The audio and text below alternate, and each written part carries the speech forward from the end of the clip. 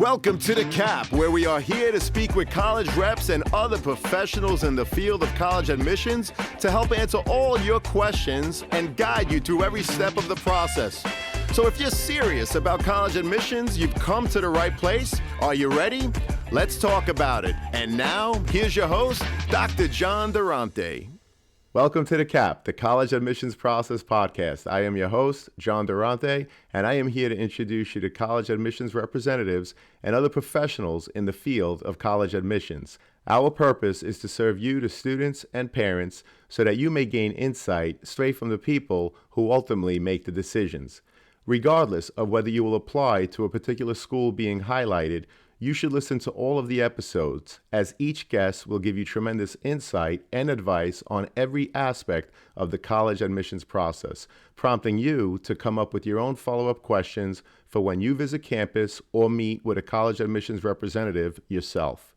Lastly, if you have any questions you'd like me to cover on future episodes or any comments you'd like to share, please email me at collegeadmissionstalk@gmail.com.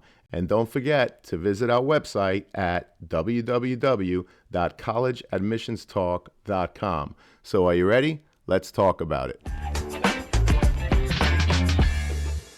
Welcome to The Cap, the College Admissions Process Podcast. I am your host, John Durante, and it gives me great pleasure to introduce to you today Becky Konowicz, who's the Dean of Undergraduate Admissions at Santa Clara University in beautiful Santa Clara, California. Becky, thank you so much for being here today. How are you? Hi, John. Thanks for having me. It's wonderful to connect with you from the West Coast. It is an honor and a pleasure to have you here. Can't wait to hear about all the great things that Santa Clara has to offer. So, Becky, let me ask you, what is it about Santa Clara University that makes it so appealing for so many students to want to apply and ultimately attend?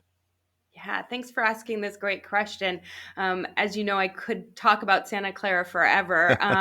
The first part is definitely our mission. We are a Jesuit Catholic university. Our Catholic identity informs our commitment to create a space where all are welcomed, where religious diversity is explored, discussed. There are conversations around spirituality. We find beauty and God in all things. So that really helps us bring wellness, reflection, and each other together. So we really take action for social, racial, and climate justice. So students are attracted to all of this on top of, or I like to say, coupled with our location. We are in a diverse, very dynamic entrepreneurial center of Northern California. Some of you may have heard of this. It's called Silicon Valley. We're right in the heart of it. Students have access to the local community to discern or kind of journey on their vocations and interests. They get to build skills and ideas to serve a very complicated world that we're in. So some of the examples that I think show this mission coupled with our location. One area is we have over 900 students, almost 1,000 who participate in what we call an Arupe engagement, where they go into close to 45 different community partners where they're facilitating community-based learning opportunities, but really that commitment to justice and solidarity with marginalized communities. So, for example, there might be students teaching STEM in an under-resourced elementary school. So applying what they're learning as STEM majors, but learning how to teach it. We also have this very exciting Frugal Innovation Lab that really is there in our School of Engineering to advance humanitarian technologies.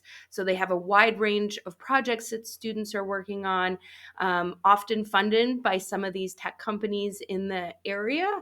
And they're looking at ways to, again, help those that are marginalized. So a recent project that students worked on was they joined forces with Maya Pedal, a nonprofit in Guatemala, helping those in need to gain access to portable drinking water while promoting and community involvement to help women and children get this clean water. And so they designed and built a bicycle-powered water purification and transportation system, right? And so really need to apply what they're studying. our College of Arts and Sciences, I'm just going to go, there's so many great programs. So the Please real keep going. We program, want to hear all yeah, about it. our real program in the College of Arts and Sciences has over 400 students that were placed in different internship programs, mostly through the summer, but then there's some project-based programs that can happen during the academic year.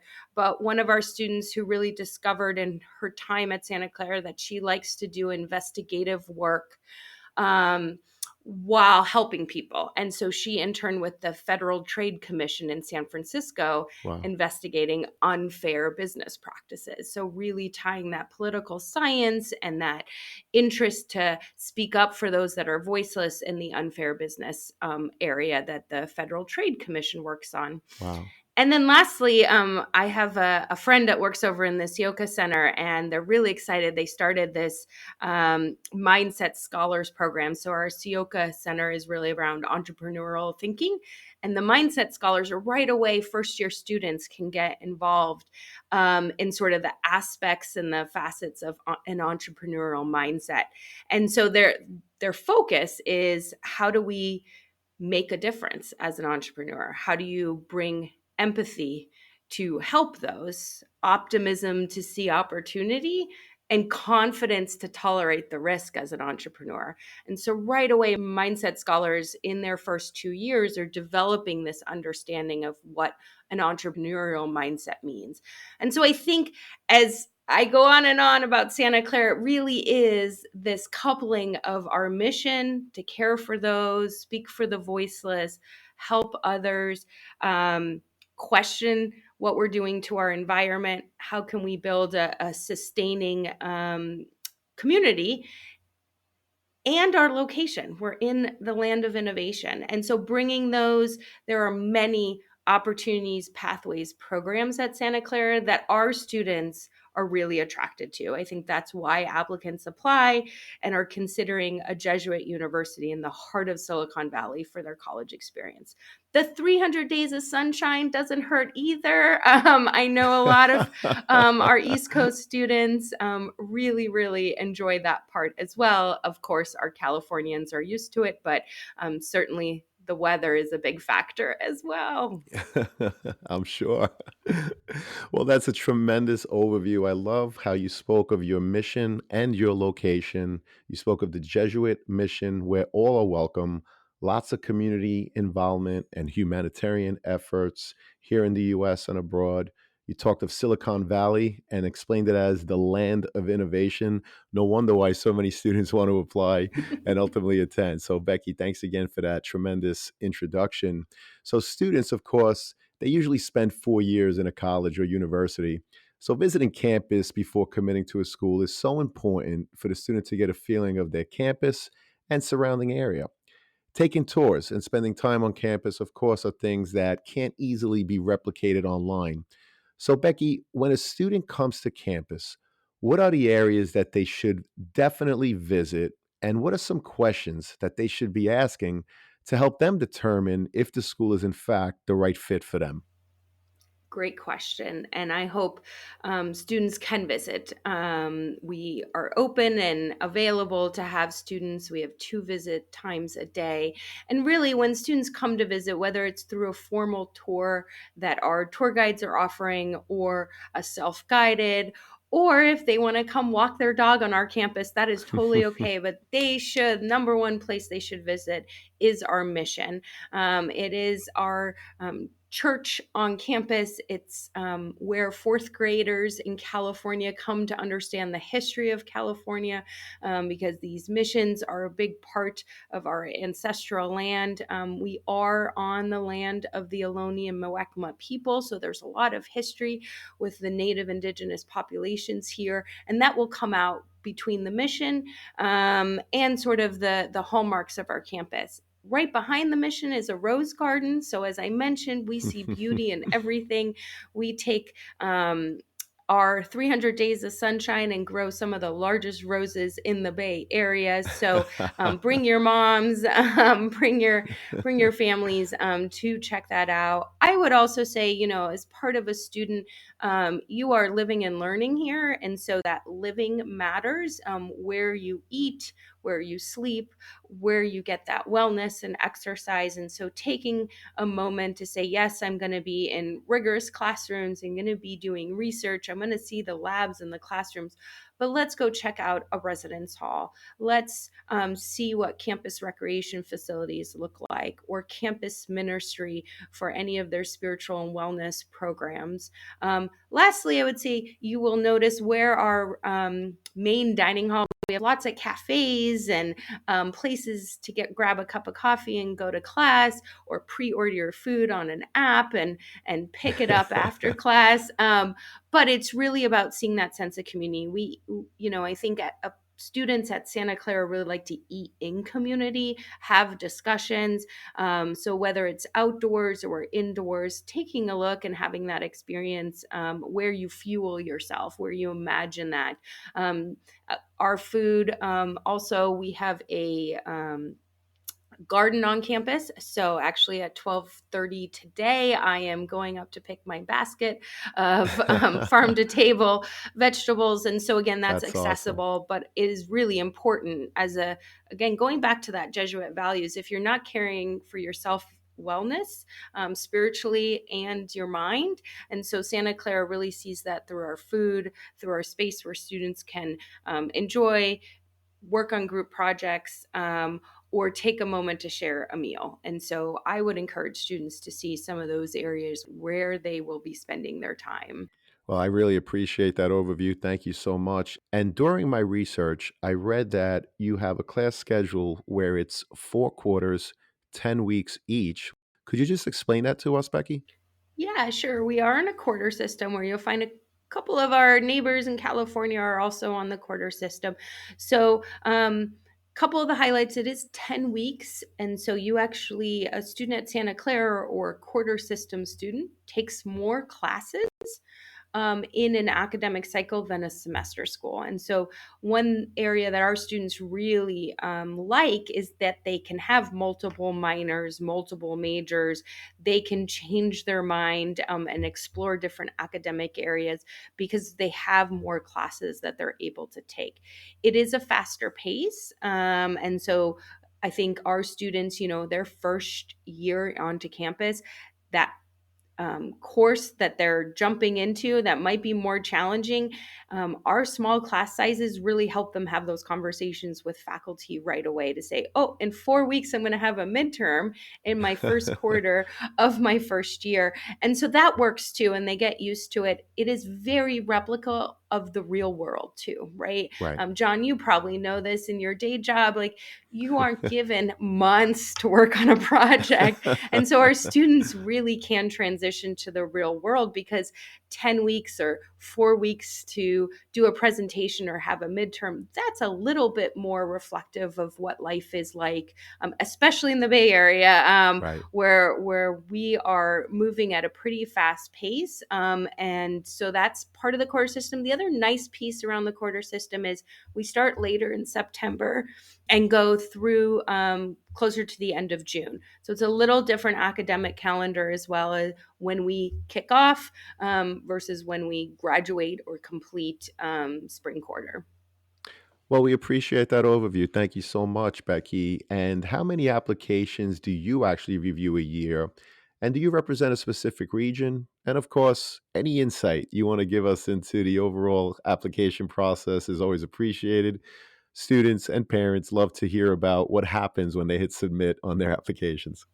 Yeah, and I would be curious too. That's how I landed in this field. And so starting to be a tour guide in a mission office and being curious about what really happens behind the scenes led me to my first position close to 20 years ago. So yeah, Santa Clara receives just over 17,000 first year applications and Wow. about 1,100 transfer applications. As the dean of admission, my role is really to oversee this reading process. So I do take on some geographic areas, typically those close to to my heart because it gives me an opportunity to see my family. So I have a lot of family out in Massachusetts and Connecticut, so I usually take on those regions. But I also have spent 15 years working with international students and American abroad. So I tend to take territories in Asia or India as well. So it Wow. varies. For us, we really try and have cross representation, making sure our team experiences regions across the US and the world, because today's student is dynamic. They're moving. They have experience in different places. And then Santa Clara's applicant pool represents nearly all 50 states and close to 80 countries. And so we have to stay aware and updated. Our reading team that I oversee includes admission counselors, includes some external readers, part-time readers, and we really read by high school and region because that gives us a context for the applicant. If we know where they're going to school or what schools, if they moved, and then what is going on in their community, in their district. So that's how we read. I think really for us, we are trying to meet our mission when we read, which is to strategically recruit and enroll a diverse, academically strong, socially conscious student population in alignment with our vision as a Jesuit Catholic university. And so typically when a file is complete, and so anybody listening, make sure you realize admission counselors, most universities, especially at Santa Clara, we are not going to review your application until it's complete. And then we typically, most readers will read about 50 applications a day for a first read. And then it will go on through a second read process and possibly a third read. It really depends on the pool that we receive and what's going on. Couple, I guess, really insights as people remain more curious about our process. I think for us, there are really two parts that we're reviewing: the academics and the personal, right? And so we're really looking at, for academics, where are you interested in applying? What's your major, your school for Santa Clara? What did you take advantage of that your high school offered as far as courses? How rigorous were those? Did you challenge yourself in a couple areas? What were the grades you earned? Really saying to ourselves, do you have potential? Does this applicant have potential to achieve at university level that our faculty are teaching, that their classmates are going to be expecting? For the personal, we're really thinking about how you present your writing, right? What are you telling us about yourself in the main? We're on the Common App, so your main Common App essays. We have a couple of Santa Clara supplement questions. We're looking at extracurriculars. So really, how does an applicant spend their time outside of school? Do they work? Are they engaged in their community, athletics, family? Maybe they're gaming. What is it that they're doing outside? And what do others say about them, right? So you have your teacher letter of recommendations and possibly a counselor. And so both of those letters help us understand you from an academic fit, but also a personal. And so that really comes together. Our reading process really is about admitting to retain. And let me explain that a little bit more. We want to admit students who also understand who we are and can imagine themselves on our campus. So we have a 95% retention rate from freshman to sophomore year, which is one of the highest in the country. And we really believe it begins in undergraduate admission, that we look for students who understand that we have a value-driven purpose community. We have students who want to engage, think about things socially, think about the environment, care about their neighbors, and we want to find that in students as well. Unfortunately, with 17,000 applications and about a 1,400, 1,500 first-year class, we have more admissible candidates than we can offer admission to. Right. So we do Right. need to be selective. And I would love our listeners to know that selectivity is really based for us on spaces, right? It's math. Enrollment management is a lot of Excel and a lot of math. As an English major, I'm like shocked that I'm doing this now in my career. So if you are a humanities person, do not shy away from taking an Excel class in your lifetime. But we really are trying to manage those students coming in and the students leaving, right? The graduating or going on study abroad, and how can we fit our spaces for classrooms, residence halls, programs, faculty to student ratios that are important to us, really making sure our resources can serve those students that we have on campus, and that those students on campus are taking advantage of those resources. So that's our review process. We start sort of macro, making sure we understand the context, the school, the community the students coming from. But then as we start to piece it together, seeing our applicant pool, who rises to the admit group really are those that are achieving in academics, taking some risk to push themselves, want to be intentional about a community that they're joining for their university years. Well, that's a tremendous overview, and I really can appreciate how you explained your admissions goal, which is admitting to retain. And you indicated that you have a 95% retention rate. That means that 95% of your class, your freshman class, returned, which is astonishing and a testament to the great work you do in admissions, but also the great work that Santa Clara University does to make sure that you offer something for everyone in your classrooms and beyond to keep your students happy for 4 years and beyond. So, again, thank you so much for that comprehensive overview. And Becky, it leads me to my next question. What is the average profile of the current freshman class? Yeah, and I'll share this most recent incoming class. Data is always a moving target in some ways, and so I think those listeners who are listening, you like averages and you like to cling to them, but I think there's more of a story for Santa Clara to go into it. So we are excited. Those who accepted our offer on May 1st, which is a very important deadline in college admissions, those who said yes in the class of 2026, we're most proud this year, and we continue to be, that we are now 53.9% BIPOC students, 10.6% Pell eligible, which is those students with the highest need based on federal guidelines of the FAFSA. We're 14.7% first generation and 8% international students. And so it just gives you a good framework of how Santa Clara is meeting the needs of its community, trying to be reflective of our community, and bring together students who want to thrive in the classroom with unique perspectives and different experiences in their sort of short life as 17, 18-year olds, but that they're ready for us to take them to the next level. We are also excited that we had the highest percentage of female engineers enroll in the recent years. So putting that all together, our average unweighted GPA, which is pretty similar to the last couple of years, is an unweighted GPA of a 3.73 of this incoming class who is enrolling. About half of our applicants submitted ACT or SATs, and the other half went test optional.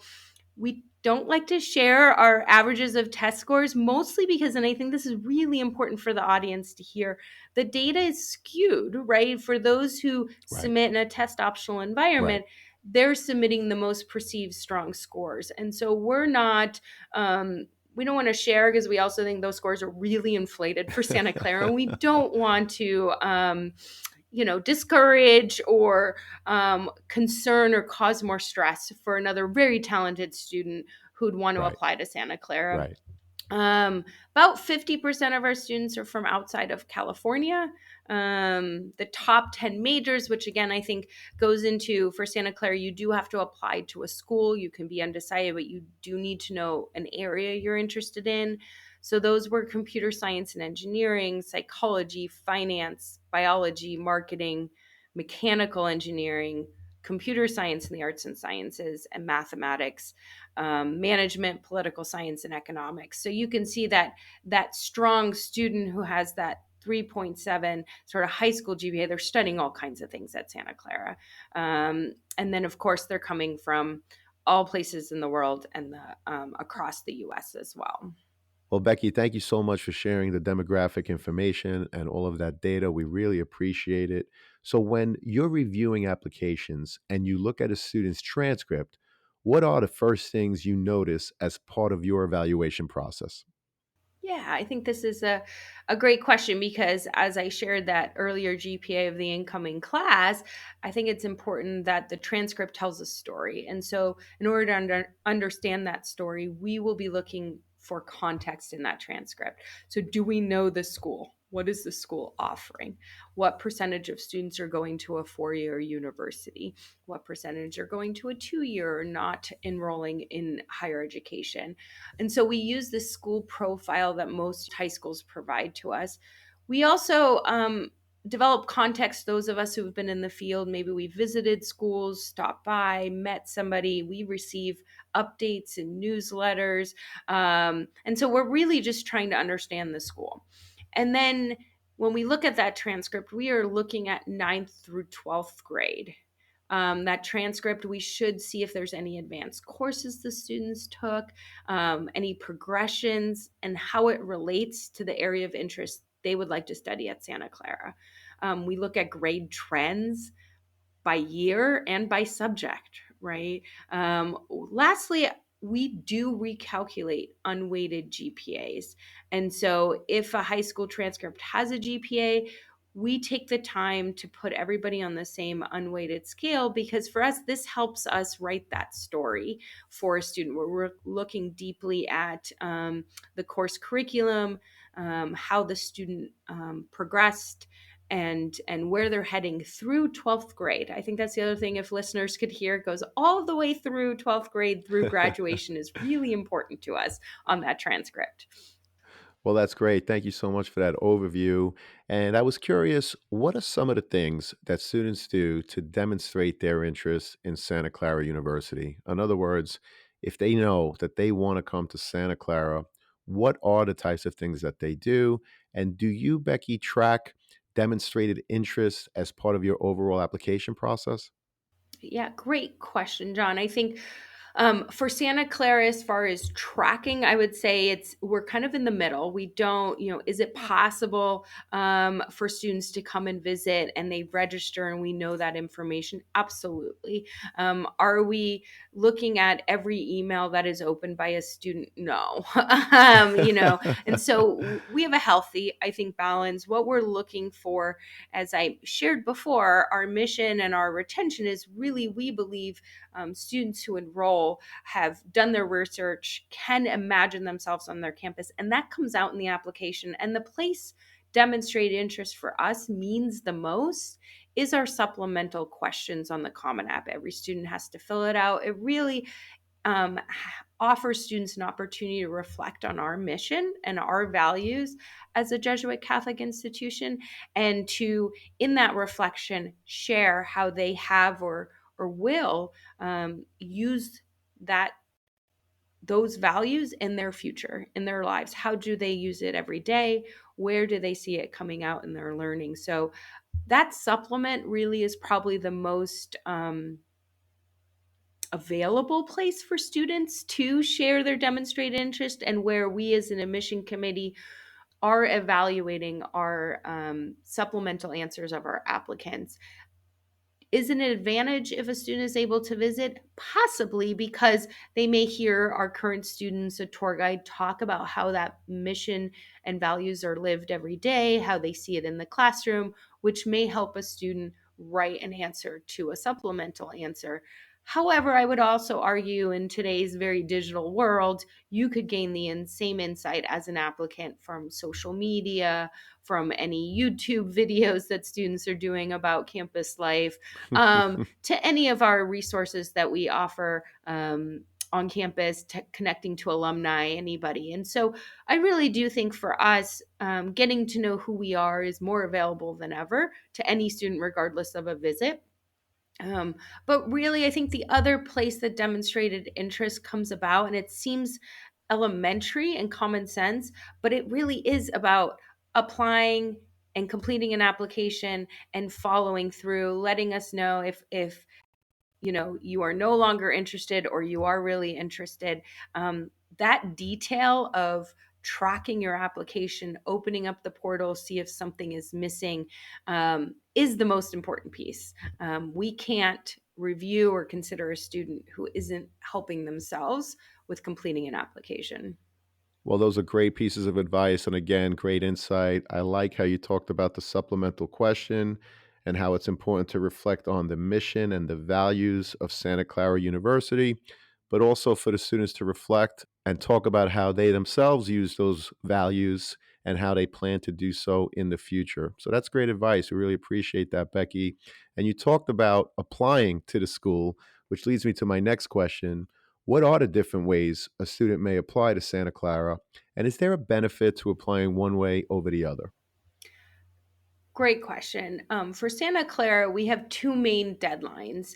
But within those deadlines are different tracks. And so for first year students, there's a November 1st deadline, which is where early decision one and early action reside.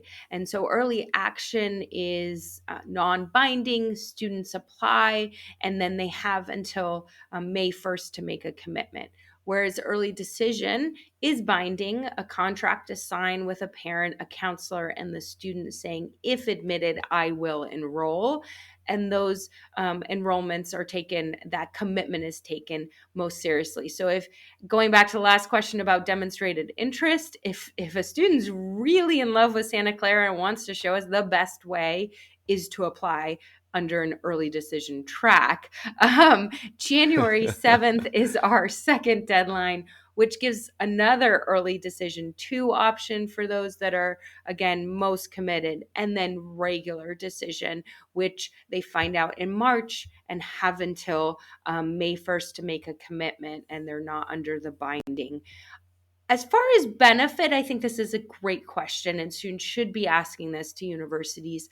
I would encourage students to ask themselves how large of a pool they want to find themselves in for Santa Clara. So our smallest pools are our early decision one and two. And so that tends to be around 300 to 400 applications. Whereas our early action pool, so that November 1st deadline, hovers around 6,000 to 6,500. Whereas our regular pool, so those students who need a little extra time, that deadline in January attracts about 10,000 applications. And so the most competitive pool, given the size, ends up being our regular, right? So the timing is most important. We've read our earlies, we've released those decisions. Now we have constraints on how many decisions we can release in regular, and we have more applications. And so that pool tends to feel the most competitive for our students applying to Santa Clara. Another piece to think about, though, as you're thinking about these deadlines and tracks, is a student does need to take some time and reflect. When am I ready to apply? What do I have? My senior coursework aligned? Do I want grades for my senior coursework? If you want grades for your senior coursework considered, then maybe regular does make more sense. Do you need more time? Maybe you applied early decision elsewhere, didn't get the news that you wanted, and now Santa Clara comes into the picture in regular or ED2. That is okay. And so that's part of the reason we kind of see our deadlines having these two camps, because students over their senior year, some of them are ready as early in the fall and some need a little extra time and that holiday break in December to apply. And so that's sort of how Santa Clara works. But I would, for Santa Clara, think about, what pool you do want to be in, and do you want to be in the largest or the smallest? Well, that's a great answer, a tremendous overview of the different ways. We can't thank you enough for that. I was curious, what about transfer students? How does the application process differ for them? Yeah, our transfer students do differ slightly. We're still on the Common App for transfer students. And for us, our fall transfer application is rolling admission. So very different than the set deadlines that first years have. And so it opens in January and it rolls. We release decisions monthly, sometimes every 2 weeks. all the way through April 15th is the last date that a transfer student can apply. And then we roll out decisions just after that, about through the first week of May. For rolling admission, transfer admission at Santa Clara, there is, again, the going back, is there a benefit when you apply in rolling admission?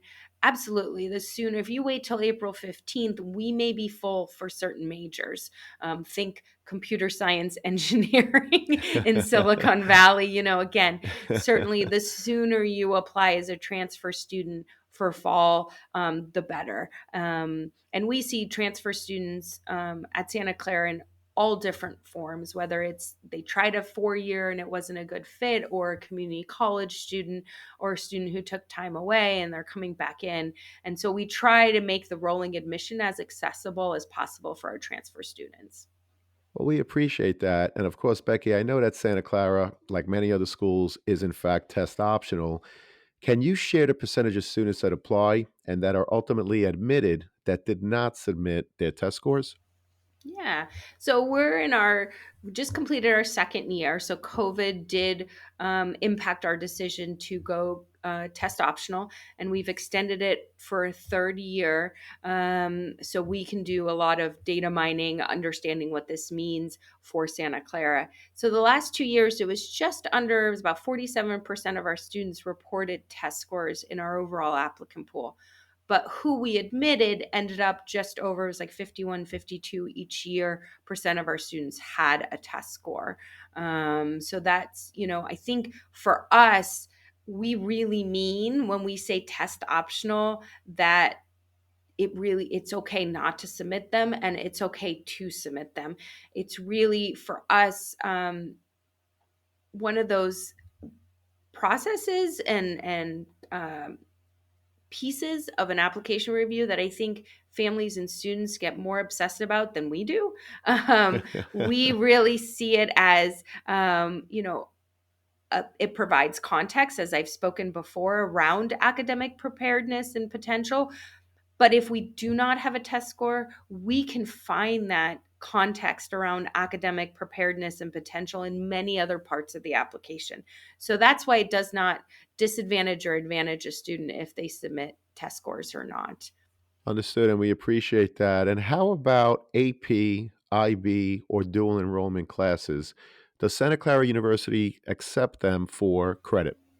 We do accept them for credit, and we also see AP, IB, and dual enrollment as a rigorous advanced course. As I mentioned that transcript story, we like to see students taking advantage of those curriculums if it's offered to them. Coming in with that credit for Santa Clara, I think what we see many of our students do is it creates space and flexibility in their academic journey at Santa Clara. So that's where they often, on top of the quarter system, can have multiple minors. We've had triple majors. Double is more popular. They can study abroad, participate in some of those unique programs I shared earlier. They won't fall behind if they do not have this coursework or credit coming in, but really it's about creating that flexibility in their academic journey. And we really see many of our students do that, including some that graduate early because they're able to bring in credit. And so we really see that as a benefit. Well, we appreciate that. And Becky, how important are students' courses in progress and grades in their senior year? And what are you looking for when reviewing them? Yeah, I do have the pleasure of reading and reviewing our final high school transcripts right now, right? So every student who enrolls in the university, their senior final transcript, proof of graduation through second semester, trimester is reviewed. And that is what we are doing in the summer. So if we back that up, we do like to see students challenging themselves through their entire academic time in high school. So through senior year, that they're engaged with their learning. There's research out there that shows that senior coursework, so that level of rigor and grades, are some of the best predictors for success in the first year at university. Again, if you applied in early action in that November timeframe, we would only know the courses you plan to take. If you apply in January, we know the courses you plan to take and the grades. And so we're looking for students who are curious, engaged, remaining focused all the way through senior year. And they're not shying away to find an easy path, take more electives or study halls in senior year. College is going to be difficult. There's going to be a lot of support. A place like Santa Clara, faculty are going to accompany students in their learning and pursuit of knowledge. They're going to be asking a lot of questions and dialoguing. You're going to be having those same dialogues and questions with classmates. And so, senior year of high school is going to prepare you for that. Really show your potential in a classroom or a research lab. Well, we appreciate that. And of course, another part of the application is the college essay. Becky, what are some examples of college essays that really stuck with you? And what advice would you share with prospective students in terms of what to think of when they sit down to write their essay? Yeah, first thing that comes to mind when you ask this, there are two essays that, I'm smiling if you could see me on camera. But one, I didn't come with a title, but I've kept it in sort of my head as "Out the Bus Window." As I'm my background. I spent a lot of time reading international students and Americans abroad, and one of the applicants I read shared, close to an hour commute in a major international city, commuting to her school, and what changed out the window as she was changing in that bus seat, right? So Wow. she was progressing from, elementary school to middle school to high school, and how the world around her changed, but her perspective and what she gained from that community around her out that bus window over that, hour long commute, as she saw complications in the world, as she saw those that were less fortunate be sidelined, those who had privilege and could skirt around the bus in their, Right. nice car. And so Right. that was one that stuck out, and really taking something that was, everybody does. They commute to school and reflect and understand and question the world around her. The other one is one that I don't recommend writing. I thought that would be interesting. I usually share this story. This one did have a title, and it was "What My Mother Doesn't Know." And that is the kind of essay to avoid. If your mother doesn't know it, college admission reps shouldn't know it either.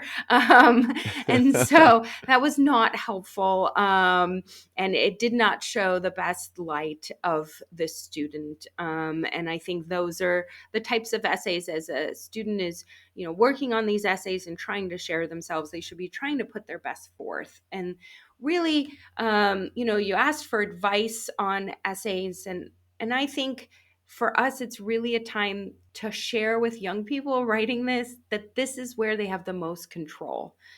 Grades and transcripts are done. Testing, if you decide to test, is done. What others say, your letters of recommendation, your actions and characters done. You've selected who you wanted to write. And so then the essays now, or this fall that you're working on, you really is your chance to tell us something about yourself that we maybe couldn't find anywhere else in the application.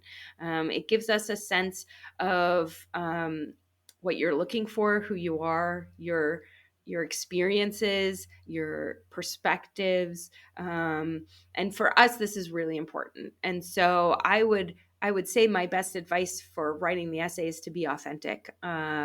Think about your experiences. It shouldn't be something you think we want to hear, because we're in this business because we like 17 and 18-year-olds. We like how you're forming and developing, and so share that. But do answer the question. Do take time to make sure you're writing at a college level. And what we mean by that is, maybe you wrote a couple of drafts and looked at the grammar, answered the question, thought about the flow, because that's the maturity in writing that we're looking for, that will set you success in college courses. And at Santa Clara, you will write a lot. And so we are looking at that. But what you say is just as important. So do take some time and think about yourself. You are extraordinary, and you are not like everybody else. And we know that. And so that's what we're trying to get at. Well, that's another great answer, and I could appreciate the essay, the one that you liked, not the one that you recommended against. But as you were talking about it, what I was thinking about was that that student did reflect, but before reflecting, she really took the time to get to know the Santa Clara University mission and the values, which you talked a lot about throughout this podcast episode.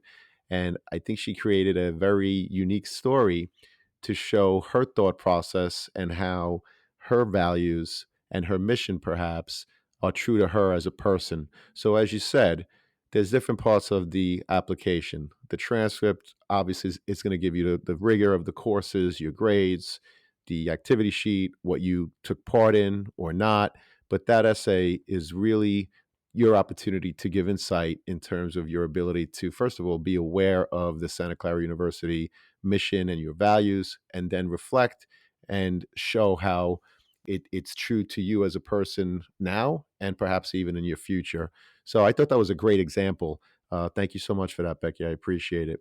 So, can you explain what opportunities does Santa Clara offer for students that may have had an IEP in high school in terms of helping to ensure that they continue to be successful once they're on campus? Sure thing. Great question. It's important first to share that starting in college, the laws, the documentation, and the process will be different from high school with an IEP. So, most significant change that I can share is the process to seek any accommodations, any support must be done and driven by the student, not the faculty or teacher member, not the administrator, and certainly not the parent. And that's, I think, the biggest shift that I like to share with families and with students is making sure that ownership and that support and that self advocacy really is for the student. So, knowing your resources are vitally important. At Santa Clara, as early as our orientation, which we have it beginning in July, students are advised to connect with our advising center and our Office of Accessible Education to understand the programs, the documentation, the opportunities, and the resources. But I also want to spend a little time to say, because we have small classes and many of our students who are seeking any kind of accommodations or working through their learning differences, really see our faculty as the number one resource. They are taking advantage of faculty staff hours. They're asking for help. They're offering, open communication because our faculty are here to teach. They get inspired by young people who want to learn, and so they'll work with students. And that student to faculty relationship is very successful on our campus. And so I would encourage any student who is thinking about or wanting to continue any kind of IEP support in college is self-advocate, and then use your resources that are there between advising and Office of Accessibility. But don't forget about your faculty. They're really there for you. Well, that's great advice. And by the way, I always include the Office of Admissions in the show notes of the podcast. Becky, if there are any other links that you want me to include to make available to the students and parents, just send them to me. And of course, I'll put them in the show notes. What about students aspiring to play sports in college? What advice do you have for prospective student athletes in terms of letting their intentions to play known? Sure thing. I think for Santa Clara, it's a good reminder. I'm putting on my Santa Clara admission hat as a Division 1 university that really it is start early. Um, Organize your video clips and your sport profile or resumes and start contacting coaches. Recruitment is serious at a Division 1 level, and it's not run by the admission office. Coaches are assessing the talent and needs for their teams. So if you don't hear back from a coach, the reality is that they're not interested. They have too don't have much time, limited resources to recruit. They know who they're looking for and the talent they need. But that doesn't mean that one team isn't interested, try the next. It does take a little grit and determination to be a recruited athlete. And so cast your net wide, right? So there's many different areas. I myself was a Division III athlete. And so thinking Great. about, not having the scholarship component at Division III might be something that you're interested in. I just wanted to play. I still play. I think the other piece is club teams and intramural rec programs at Santa Clara, because of sort of the wellness component that a Jesuit education sort of encourages. There's a lot of resources that go into sort of that idea of wellness and play. And so a great example is our women's rugby team. Most high schools don't have rugby. And so a lot of our women's rugby, they're a walk-on, right? They're club, they're playing against Berkeley and other teams. But it's this idea of being out, competitive, and playing. Intramurals is when you play against other students on campus. And again, some of those you can learn to pick up a new sport like ultimate frisbee, or if you're a lifelong soccer player and you just want to kick the ball around, you can join an intramural team. So I would say, as far as sports, do your research. If you really want to play, or do you want to play at a very competitive level, then really start early and get organized to be recruited. Well, that's a great answer. And this has been a tremendous conversation, which leads us to our last question. So, Becky, what are your top three pieces of advice that you would offer students and their parents getting ready for the college admissions process? Okay, I can only give three, right? Okay, here we go. Three, be curious. There are so many wonderful aspects of the college search, application, enrollment process. If you stay closed-minded, you won't see or experience half the benefits that this process has. So stay curious, be curious. Your worth is not wrapped up in where you go to college. Who you become is based upon the experiences you gather in your educational journey, which will include formal and informal educations. And then last, and something that's really important to me and Santa Clara, is to be kind. It goes a long way. This is for students listening and for parents listening and for anyone listening who supports young people into higher education. The world needs more kindness. Well, those are great words of advice. I really appreciate your time and your efforts today. You were fabulous. And I'm so happy, Becky, because I know this conversation is going to help so many students and their parents. You were tremendous. I hope to have you back again. Thank you so much. Thank you, John. It was lovely talking with you.